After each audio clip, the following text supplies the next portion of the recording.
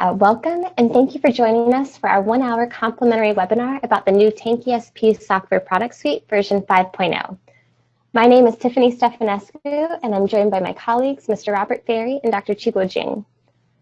To give you an outline of what we'll be discussing today, I'll first give you a quick introduction of who we are as Breeze Software, and then Mr. Ferry will provide you with an overview of TankESP 5.0, including the incorporation of draft AP 42 Chapter 7 revisions, some new features available, and the new additions of TankESP. After the software overview, Dr. Jing will then begin the live demonstration of TankESP Pro version 5.0. At the end of the webinar, we'll be happy to answer any questions you may have. A few things we want to point out before we begin is first that we will send all presented information to you via email after the webinar, including the presentation and answers to any questions. For any questions we do not have time to answer during the webinar itself, we will include answers to in this post-webinar email. Also, since we're limited to just 1 hour for this webinar, all attendees will be muted to avoid interruptions. So if you have a question, please type it into the questions section of the GoToWebinar panel. We'll be keeping an eye on those throughout the webinar, and we'll answer as many as we can at the end. Lastly, we want to mention that this is just a 1 hour brief overview. If you'd like to participate in a much more detailed and comprehensive training course on TankESP, we have scheduled upcoming training courses that will be held in a number of locations this year. In the post-webinar email, we'll include links to these courses so you have them for your reference. So to go ahead and get started with an introduction of who we are, Trinity Consultants was founded in 1974 in Dallas, Texas. Trinity started with a focus on air quality services and has since expanded our footprint and breadth of services offered over the past 4 decades. Today, we provide global EH&S services in over 50 locations, and you can see our locations in the map shown below. Our services include consulting services, EH&S modeling and management software solutions, as well as professional training, just to name a few. So Breeze Software is Trinity's EH&S software, data, and services division. We provide powerful Windows-based products for tank emissions calculations and for modeling impacts of air emissions, fires, and explosions. Our programs have intuitive interfaces to help users set up even the most complicated cases. And for our modeling programs in particular, we have sophisticated setup and results presentation tools such as 2D and 3D visualization, data processing tools, the ability to export to Google Earth, and much more. So similar to Trinity, Breeze started with a focus on air dispersion modeling programs, but today over 4,000 professionals in 90 countries worldwide use Breeze software to assess the impacts of air emissions, fires, and explosions, as well as for conducting tank emissions calculations. So just to give you a quick overview of the programs and services that we offer, we provide air dispersion modeling software for assessing the impacts from continuous emissions. Our programs Breeze AirMod, Breeze CalPuff, and the screening models, Breeze AirScreen and Screen3 fall into this category. And we also have related tools specifically for Breeze AirMod, such as Breeze AirMet, Downwash Analyst, METView, and 3D Analyst. For assessing the impacts from mobile emissions, we offer Breeze Roads, which includes the Caline series of models. And for conducting human health risk assessments, we provide Breeze Risk Analyst, which is a great companion program to Breeze AirMod, since you can include your AirMod files in your Breeze Risk Analyst assessments. We also provide risk management and emergency response software for accidental chemical release hazard and consequence analyses. Breeze Incident Analyst and Breeze LFG Fire Risk fall into this category. Both of these programs can be used to assess accidental toxic releases as well as fires. And out of these two, Breeze Incident Analyst is the only one that can be used to assess impacts from vapor cloud explosions. And along the lines of explosions, we have a sophisticated explosion modeling tool named Breeze XDAM. Breeze XDAM can be used to assess the structural damage and personnel injury caused by a high explosive or vapor cloud explosion. We also offer Breeze VASDIP as a companion program to Breeze XDAM. VASDIP can calculate vulnerability parameters for materials that can be input into Breeze XDAM. In addition to these modeling programs, we offer meteorological and terrain data. We can process data into a variety of formats for practically any location in the world. We offer professional training, both custom and off the shelf. For custom courses, we travel to client sites to provide the training there. We also have clients come to our office in Dallas, Texas to participate in training, and we can also provide online training. We offer custom software solutions, such as real-time accidental release modeling systems that can be customized for your facility and to meet your specific modeling needs.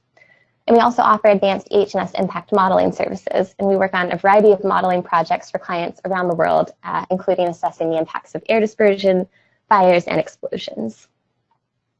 So now moving into TankESP.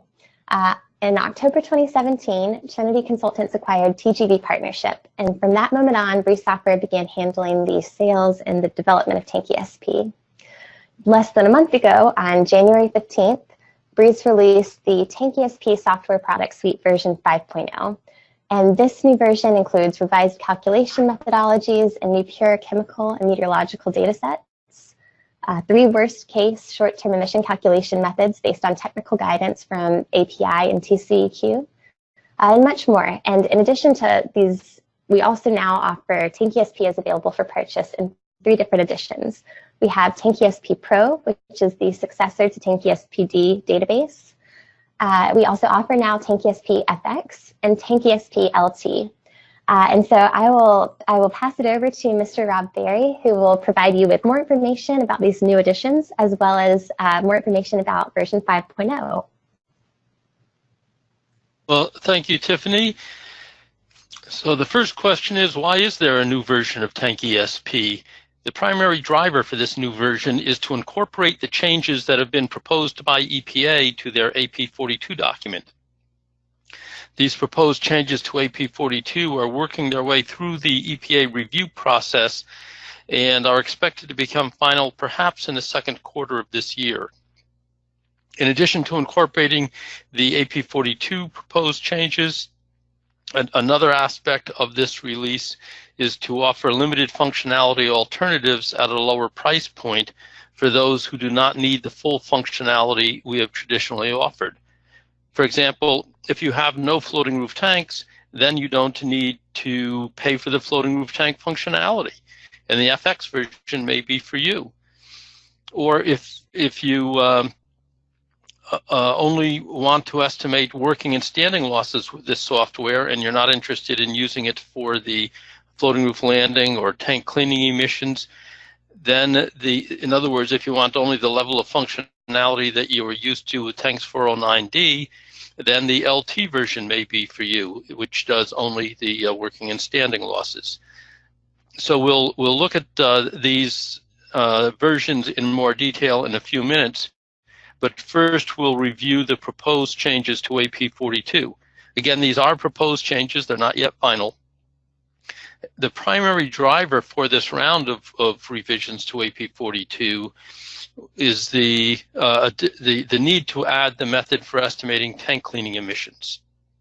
Other revisions include changes to the manner in which temperature is calculated and guidance for estimating emissions from tanks storing hot stocks, taking into account different configurations of insulation. And perhaps the greatest impact of these revisions for some users will be the upward revision to the default vapor pressure for number 6 oil. We'll look at each of these in a bit more detail, but first let me point out that all of these changes have already been published by API, and some of these changes, some of this guidance has been published by API for a number of years. So while the proposed revisions are new to AP42, they have been available in API publications for years. So let's begin with a quick look at the tank cleaning emissions. And the issue isn't actually whether or not tank cleaning is taking place, but rather what's generally associated with the tank cleaning activity is forced ventilation of the airspace in the tank. And that's commonly referred to as a degassing of the tank. I think the term degassing is an unfortunate terminology for the forced ventilation because it has a somewhat different intended meaning in regulatory language, but I'm not going to go down that rabbit trail. I'll just point out that what many of you now call degassing is referring to forced ventilation, forcing air through the tank. And that's what changes the dynamic in the tank such that the conventional standing and working loss equations no longer apply. API published methodology to address these emissions back in 2007, so it's long overdue to get the methodology added to AP 42. And by the way, the methodology that's proposed is very different from TCEQ guidance, which is the only other guidance I'm aware of for estimating these emissions.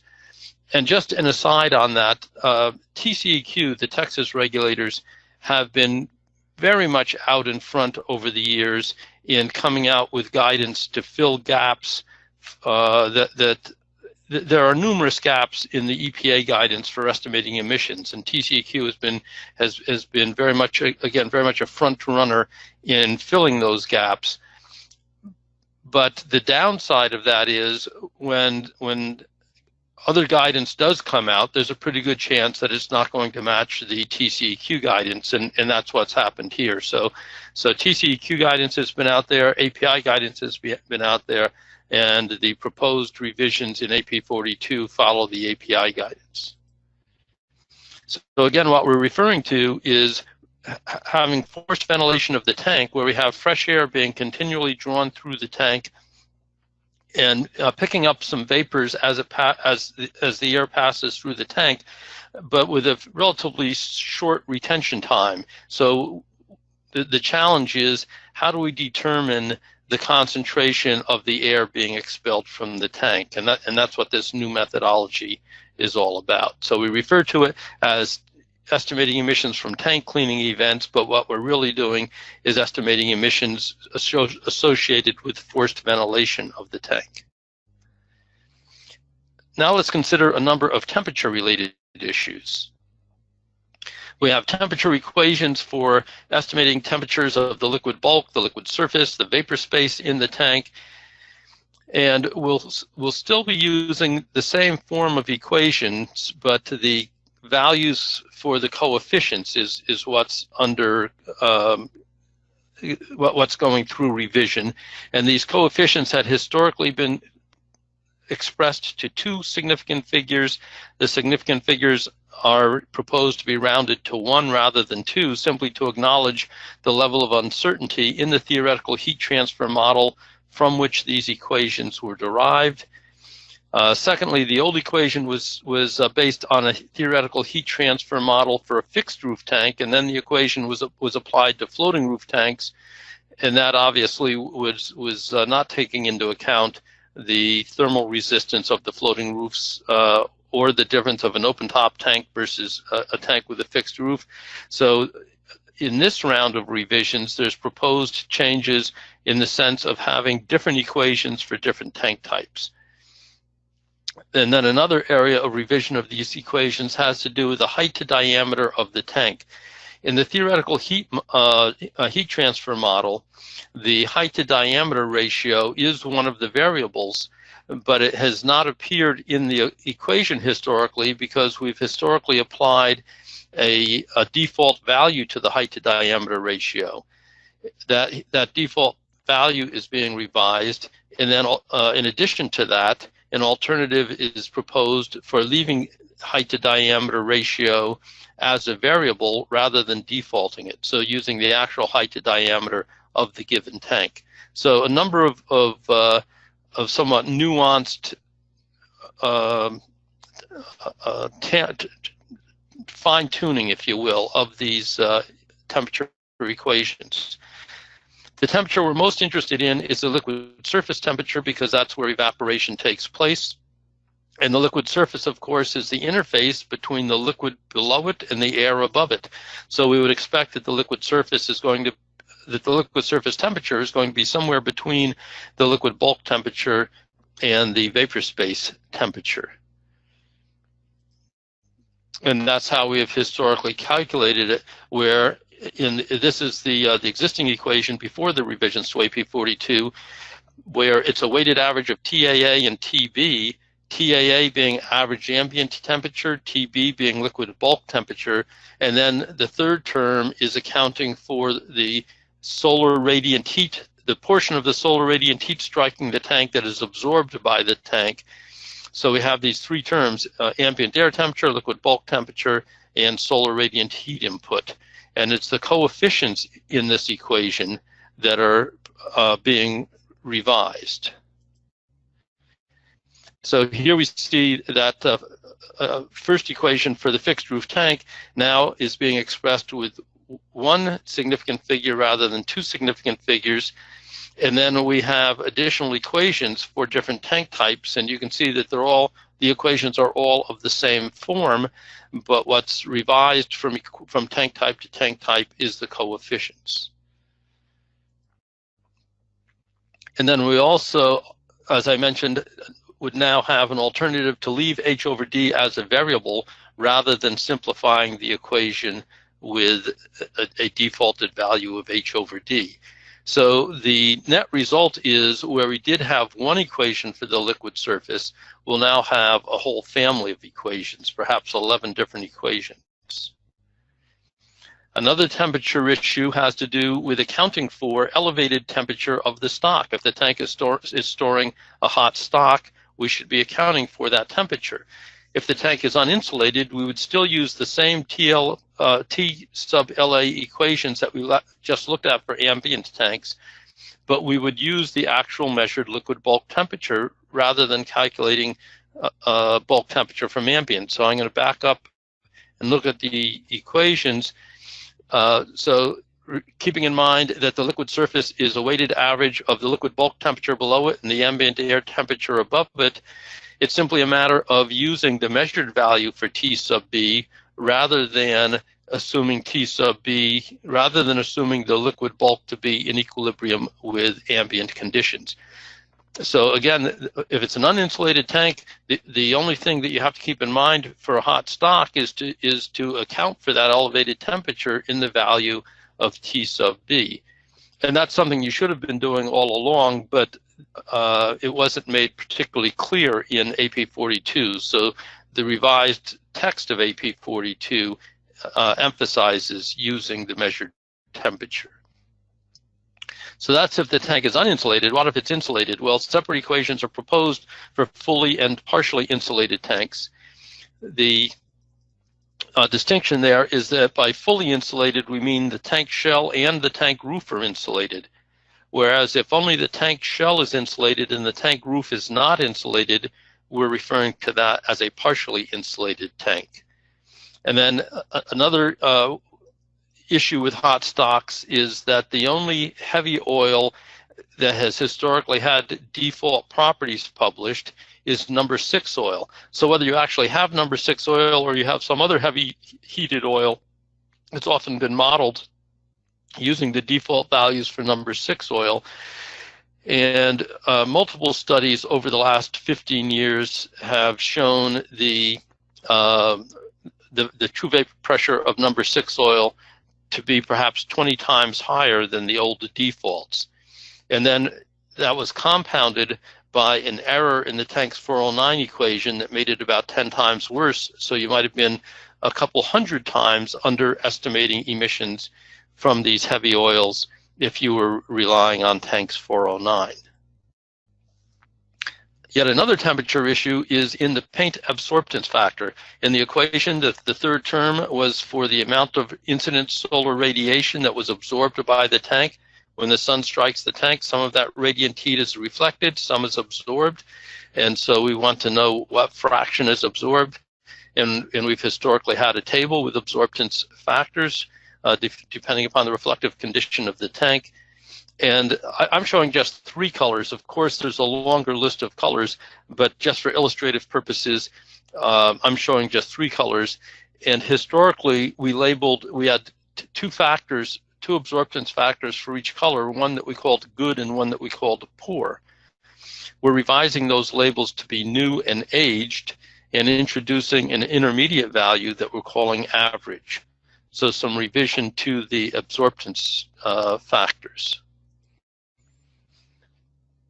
So let's review what we've got.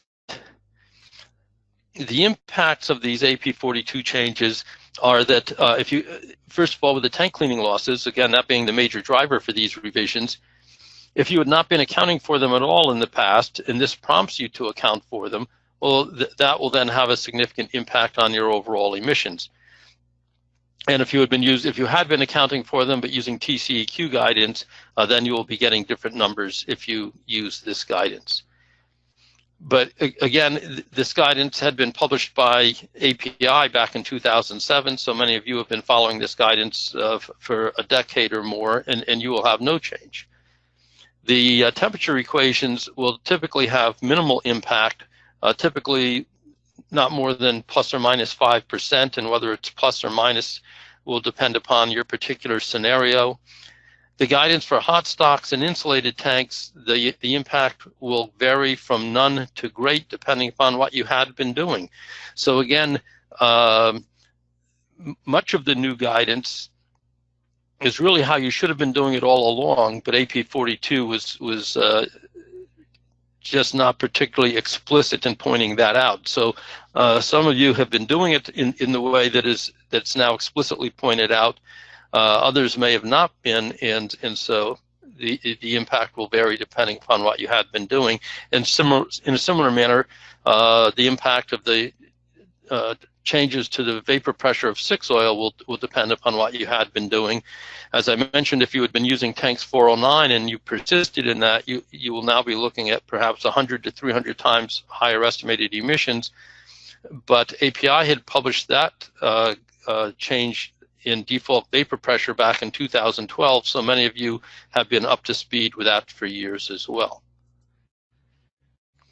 And how about the associated changes to our software, TankESP? Well, much of what I've just talked about is already addressed in TankESP. The tank cleaning emissions have been in there for a decade or more. The manner of handling hot stocks and insulated tanks has all been in there for years, other than the partially insulated. The one thing that is new in the new release of TankESP is the equations for partially insulated tanks. The updated default properties for 6 oil have been in TankESP for years, but the things that are new in the new release of TankESP, in addition to the partially insulated tanks, are the new temperature equations, updated chemical and meteorological data, and new guidance on the worst case short-term emission rates. And that's a bullet that I hadn't talked about yet because it's not actually in AP 42, but there's guidance from both TCEQ and API on this reasonable worst case short-term emission rate. It's not it's not a method for estimating actual short-term emissions, but it's a hypothetical reasonable worst case, and it's not the most severe hour of the year. It's historically been based on a reasonable worst month of the year. TCEQ has had some guidance on this for a number of years that had a bit of a disconnect between fixed roof tanks and floating roof tanks. The older guidance from TCEQ said if it's a fixed roof tank, use a temperature of 95 degrees as the reasonable worst case, but if it's a floating roof tank, use the most severe month. TCEQ came out with revised guidance this past year, 2018, in which they said that for a floating roof tank, well, you can continue to use the most severe month, or you can follow the fixed roof tank guidance of using 95 degrees. So there's two options now under the TCEQ guidance. API issued some guidance a year or two ago that essentially follows the TCEQ guidance, but recognizes that if it's going to be nationwide, not all of the country is as hot as Texas. So the API guidance specifies using the highest monthly average high temperature as the temperature, and in Abilene, Texas, that would be 95 degrees, but in Buffalo, New York, it would be 80 degrees. So the API guidance is essentially the same as the TCEQ guidance, but with that 95 degree term geographically adjusted. And of course, if you have a hot stock that's hotter than that temperature, you should be using the actual temperature of your hot stock. TankESP Pro lets you select either of the TCEQ options or the API option. TankESP has had the old TCEQ guidance in it for years, but the new version of TankESP 5.0 has these two new Texas options, as well as the API option for folks outside of Texas.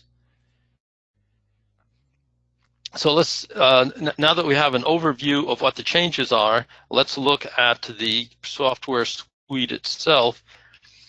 And as Tiffany mentioned, we now have 3 products. The product that we call TankESP Pro is the successor of our TankESP D software. It's the full function version that has all the functionality that you're used to, plus some new functionality. But we have a couple of limited functionality versions. The FX version is for fixed roof tanks only. So if you only have fixed roof tanks, no need to buy the floating roof tank functionality, and you might go for the FX version. The LT version is for routine working and standing losses only. First, looking at the Pro version, the full function version, a couple of things to say about that. The user can select to either still use the old AP42 equations or use the new AP42 equations. So that allows you to run it each way to see what the impact of the new equations is. It allows you to keep using the old until such time as you're ready to transition to the new, or to jump to the new right away. So you can readily toggle back and forth between the old equations and the new equations.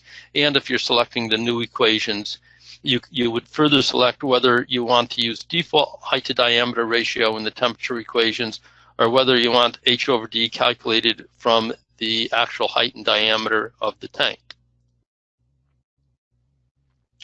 The FX version is essentially the same as the Pro version, but with only the fixed roof tank features. It has the same look and feel, the same user interface. It just doesn't have the floating roof tank functionality. It calculates standing and working losses, flashing losses, tank cleaning emissions. So it calculates all of your fixed roof tank emissions. But it applies only the new AP42 equations. It does not have the option for old equations that I just discussed with the Pro version. The LT version also applies only the new, the updated equations, not the old equations. And it's for folks who don't need any more functionality than you were used to with EPA's Tanks 409D. So it's essentially the same functionality as Tanks 409D, but without the errors that plagued Tanks 409D. So it calculates standing and working losses for both fixed and floating roof tanks, and it does so 1 tank at a time. And this is just a quick overview of pricing. The first year cost for a single site license for the Pro version is $85.80, and it allows up to 5 users.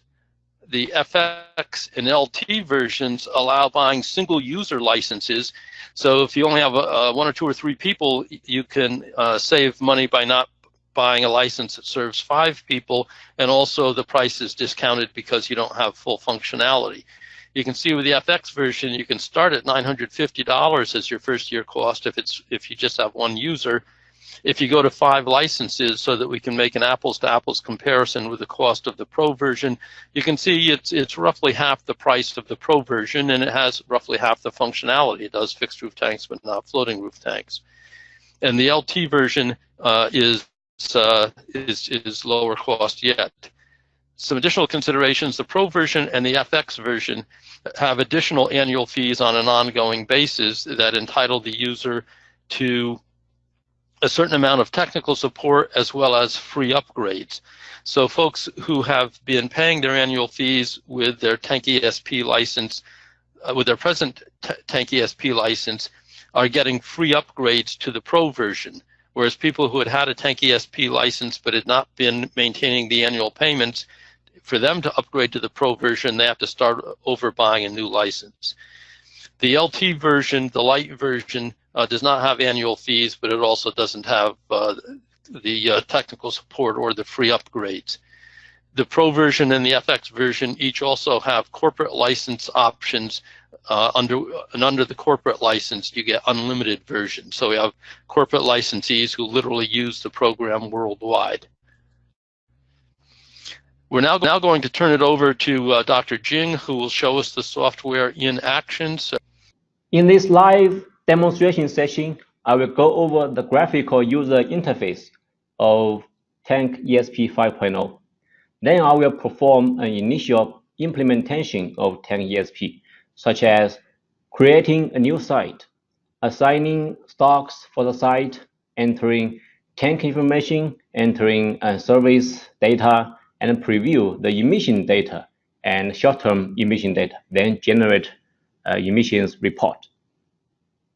After the initial implementation, I will cover a couple of new things in TankESP 5.0, such as bulk backend file data conversion from TankESP version 4.0 to TankESP version 5.0.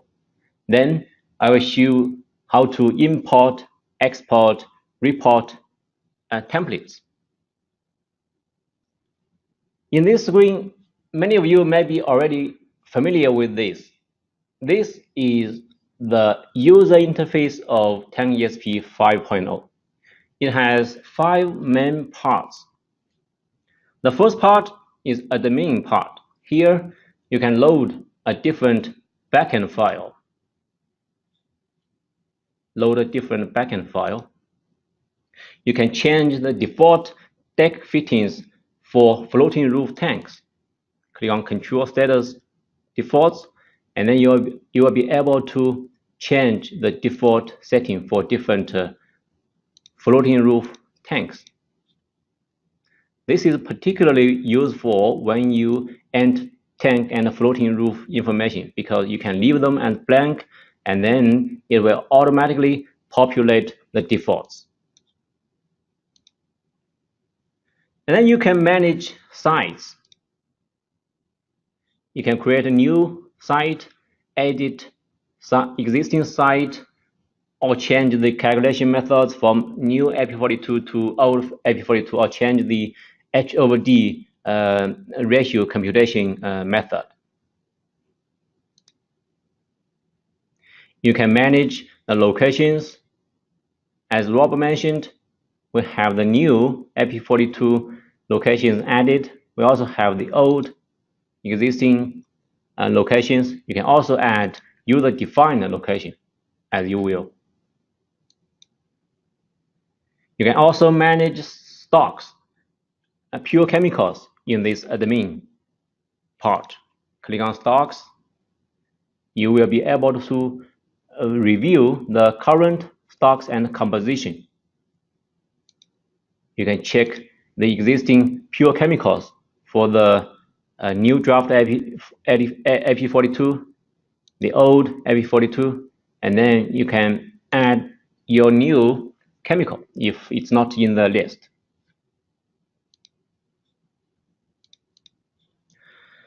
The second part is the tank data part. In this part, you can edit tank parameters such as diameter, height, roof type, floating roof information, shear condition, roof condition, insulation condition, and so on. And then the third part is the service data part.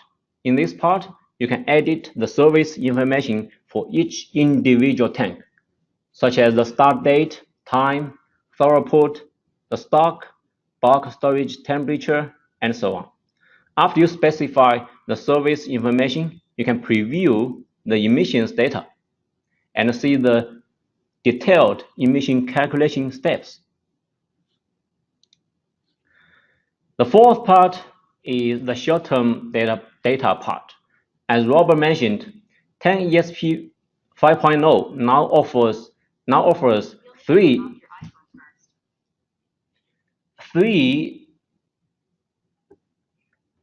methods to estimate short-term emissions. We have API method, TCEQ minimum 95-degree method, which assumes that liquid surface temperature has a minimum limit of 95 degrees. And then the last one is TCEQ no minimum liquid surface temperature method. This method applies to floating roof tanks only. So after you select a method, you can preview the short-term emission data and see the emission calculation steps. The last part is the create reports part. In this part, you can select an existing report template and generate an emission report. You can also customize a personal report template by clicking on Manage Report Types. Now let's do an initial implementation. First, we need to create a site. Okay, so to create a site, we go to this admin part, click on Manage Sites, click on New, specify the site name, description, and we use $DFW area. And then you need to specify which AP42 equations you want to use. 2018 means the US EPA drafted AP42 Chapter 7, which has the temperature equation revisions Rob mentioned. The December 2006 means the currently approved AP42 Chapter 7. So when you use 2018 draft AP42 Chapter 7 equations, you need to specify whether you want to use the default tank height to diameter ratio of 0.5 or you want to use the calculated H over D ratio based on the tank's actual height and diameter. For now, we will use the calculated H over D ratio. Click on OK. Now the site is created.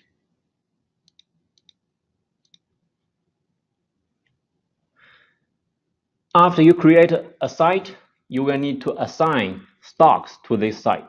So click on the stocks button here. You can view available stocks and their composition. If the stock you need, you wanted is not here, you can start input a new stock by assigning their properties, their composition, and so on. So for this demo, I'll use the existing stocks. And then you click on select this stock site applicability, and then you can select change all these stocks to yes. Okay, when you click into this cell, it has cell tips and this box here. It says whether stock is applicable to this site, yes or no.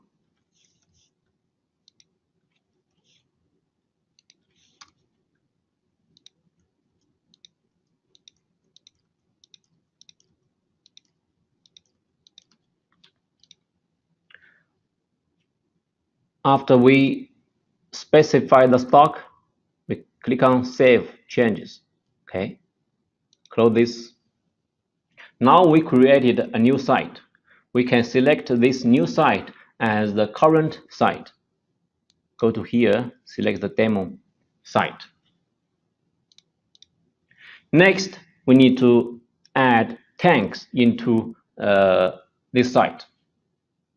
So click on Edit Tank and Floating Roof Information button here.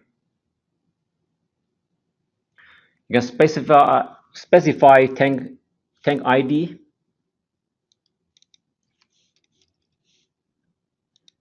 the start date of this tank, and then you can specify the diameter, the height, roof type, shear condition, and so on. So some of them you need to manually input a value such as the diameter, height. Some of them you can simply select a choice from the up right drop down list. For example, the fixed roof type, the shear finish, and so on. So as you may notice that when you move the cursor to a cell, you can see the cell tips in this box, which will guide you to input tank parameters. And some of them you can leave as blank. For example, the vent relieving pressure, you can leave them blank, and then the TankESP will assign the defaults to these cells. The same thing for the floating roof information tab. You can specify the tank ID, the start date, and select the floating roof type, the rim seal type, and so on. And then for the deck fitting, this is where you specify the defaults in control status defaults. Okay, so if you leave these as blank, TankESP will assign the default values to this cell. Okay. Let's say if you have hundreds of tanks, manually import these parameters one by one will be tedious work. So you can simply use a spreadsheet. For example, I have all the tanks information for this demonstration here. I can copy this tank information, Control C, and then paste here. I'm going to insert 3 more rows.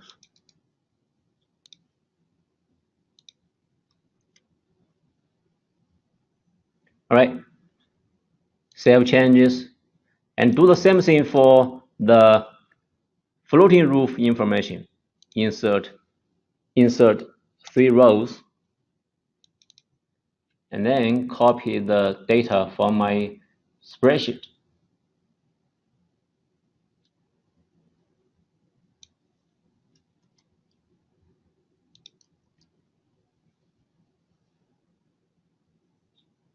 Save changes. Okay.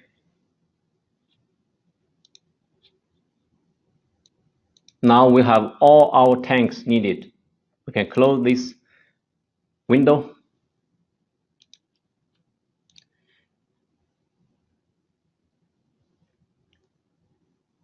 So a couple of things I need to mention. When using the new IP42 Chapter 7 equation for the shell condition and roof condition, now we have 3 categories. As Robert mentioned, we have averaged, edged, average, and new. All right, instead of the poor and good in the old IP42 method. And then for the insulation condition, now we have 3 categories as well: not insulated, fully insulated, partially insulated. If using old IP42 method, we only have 2 options: insulated or not insulated.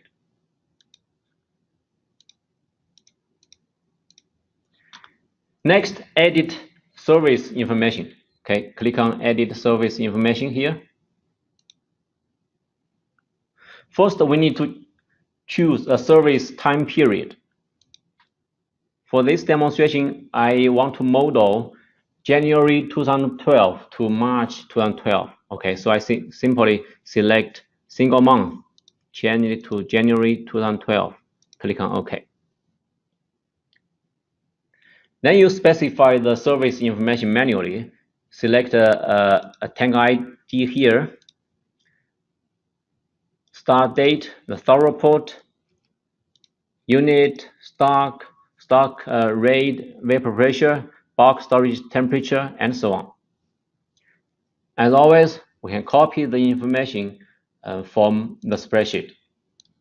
I have all this service information in my spreadsheet, so I simply copy and paste.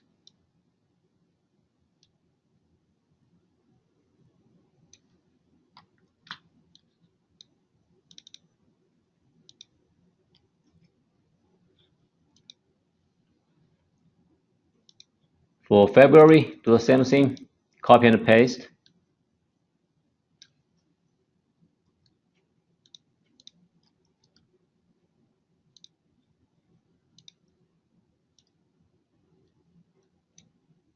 And March.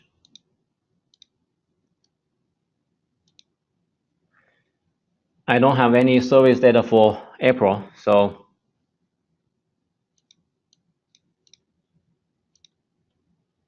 we can also specify some non-routine service, such as roof landing and floating roof for floating roof tank. For example, I want to add a roof landing event for this floating roof tank 3. click on New Roof Landing button here. You can specify the date of the landing.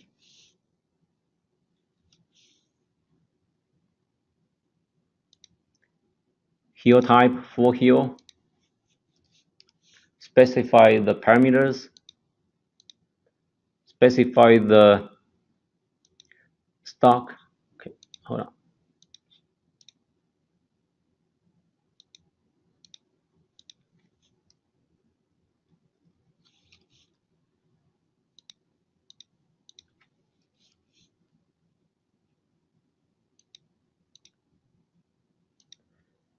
Specify the stock and the RVP, vapor pressure. Once you specify this, there's an additional box, end of roof landing event. So after the roof landing, I want to create a new tank cleaning event to follow this landing. Okay, so I click on OK. As you can see, this roof landing event is already created, and it automatically opens another window for you to enter the tank cleaning information. So it has 5 tabs here. The initial purge is only for fixed roof tanks. We can leave them alone. And then you have 3 stages. A prior stock remains, pumping dilute, sludge removal stage. For demonstration purpose, I'm only going to use this prior stock remains stage. The begin date,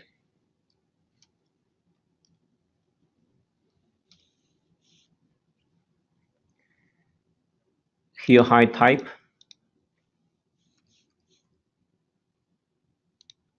hours per day forced vent, and then average fan rate.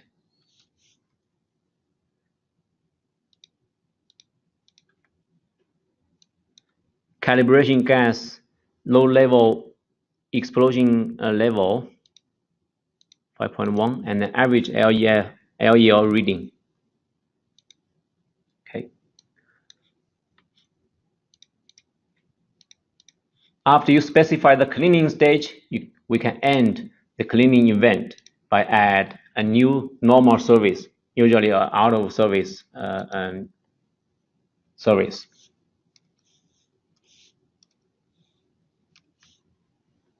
After that, I can click on OK. Now the tank cleaning is added. So if you click on Save Changes,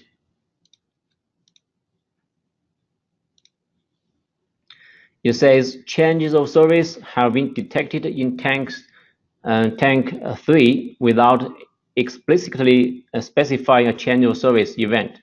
The relevant data has been updated automatically. So click on OK. So you can see this has been changed to change of service.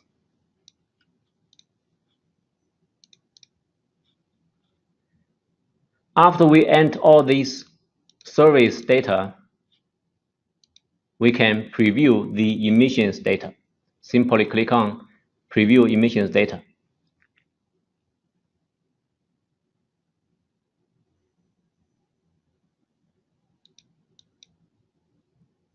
As you can see, this table gives you all the emissions, estimated working loss, estimated standing loss, and then some routine emissions, non-routine emissions for tank cleaning, tank landing, and so on.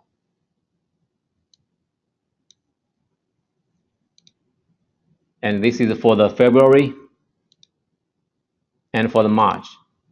For February, as you can see, there's no information for tank 3. Instead, it gives you 3 dots here. So here is the beauty of TankESP. It can self-debug.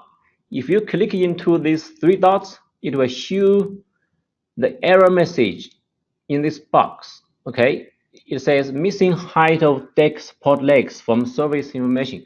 So we can go back to this edit service information and go to the February. This is for the tank 3. Click on edit. and then specify the leg height of refilling. Click on OK and save. Now we go back to preview emissions data again, recalculate all. Now it has all the information you needed. Okay, you can also,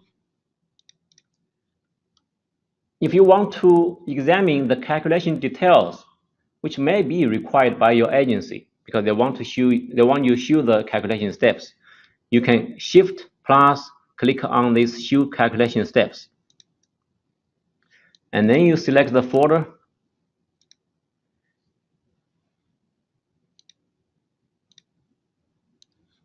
It will generate all these spreadsheet with calculation details. Let's open one of those. As you can see, it has 3 sheets: calculation details, which has all the intermediate information, for example, the tank physical information, density, stock, and so on. And then we have this temperature calculation tab. It lists all the temperature equations used in the calculation. Basically, these equations are the same as Roper demonstrated a moment ago. And then in this sample calculation tab, you will see the emission data, working loss, standing loss, and so on. So these emissions are calculated by this spreadsheet, and the values here in blue are calculated by TankESP. If they match, you will see OK here. Okay, let's change this to something else so that does not match.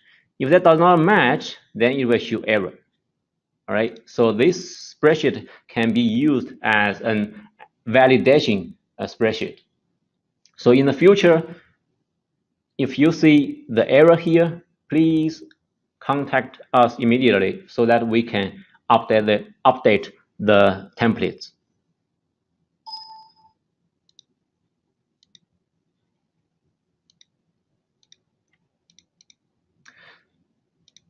Next,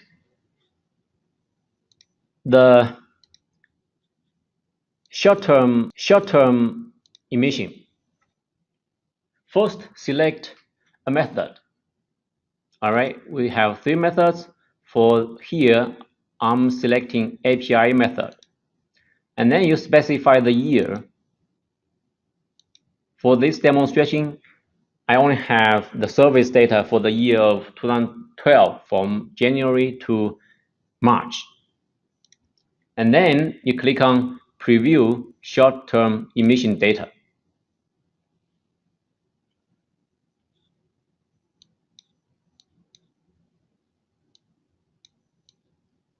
Click on Recalculate All. There's a warning message.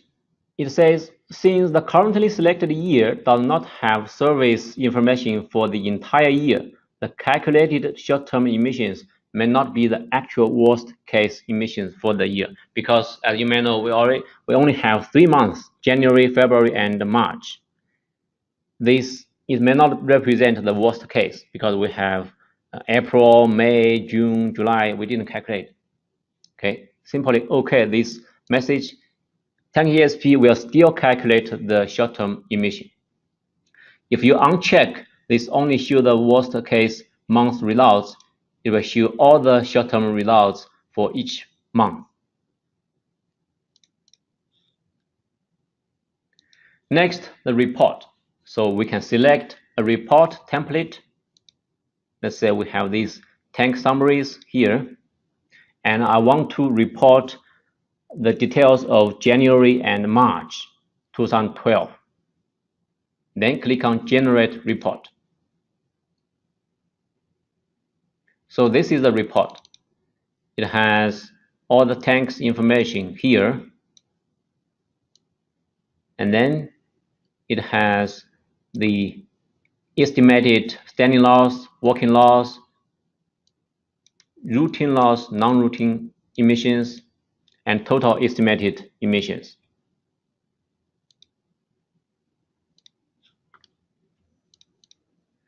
So now we finished the initial implementation of TankESP. Next, I will show a couple of new things in TankESP 5.0. First one, many of you are TankESP database version 4.0 users. If you have TankESP 4.0 backend file, when you load the file into TankESP 5.0, it will do a bulk data conversion. Let's load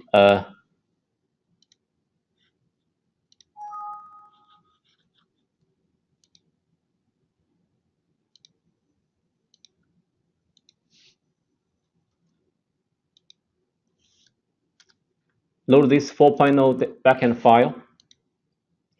It will ask, do you want to proceed with the upgrade? Select yes. It will do the conversion and backend, and then it will create a copied file and leave the original file as it is, so that you have a backup and you can still be able to use that file for TankESP 4.0. And then click on OK. It says update successfully, and then it will pop up these update options. This is what we meant by bulk conversion. Okay, recall that we have 3 new categories for the shell condition, roof condition, and insulation condition, right? For shell condition, we have average, new, and aged. In the past, we only have good or poor. Now it says, do you want to specify the good in the previous selected condition to be characterized as new or average? So I select average and then select average. And for the insulation, same thing. Okay, we select partially insulated for previously specified not insulated. Click on OK, and then it converted automatically. So if you have hundreds of tanks, you don't need to re-enter them one by one. And then for special individuals, you can go into this tank edit form and change them accordingly. All right, that's the bulk conversion. Next is the import-export report configurations. Let me change back to the backend file.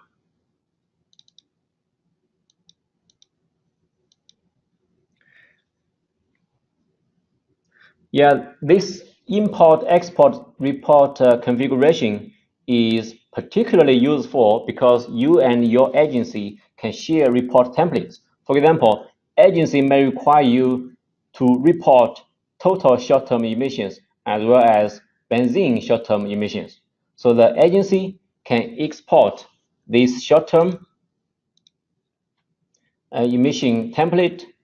It lists all the tank emission, the total emission, and benzene short-term emission. So the agency can export it.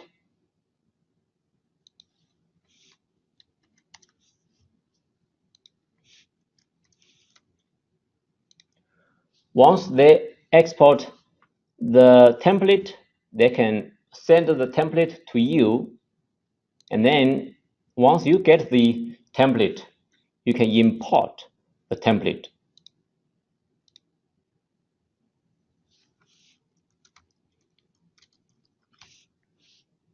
Okay. Now it's imported successfully, and you should be able to use this template immediately. Because we are doing the short-term emission, it will ask you to specify the method. Now it generates the report. So the agency and you may have the same report, same columns, total short-term emission and benzene short-term emission. All right, that concludes the live demonstration. Now I can turn the control back to Rob.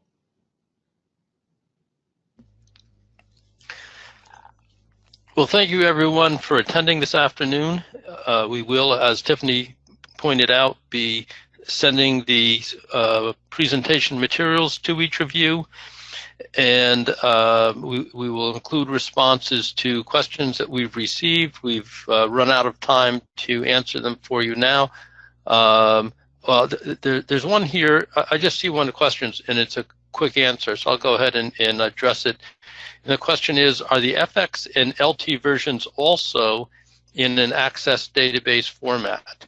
And the answer is yes. All the Pro, the FX, and the LT are all Access database runtime programs, but in that they're compiled as runtime programs, they run by themselves. You do not need Microsoft Access on your computer to run them. And with that, we conclude our presentation. Again, thank you all for attending, and have a good evening. Goodbye.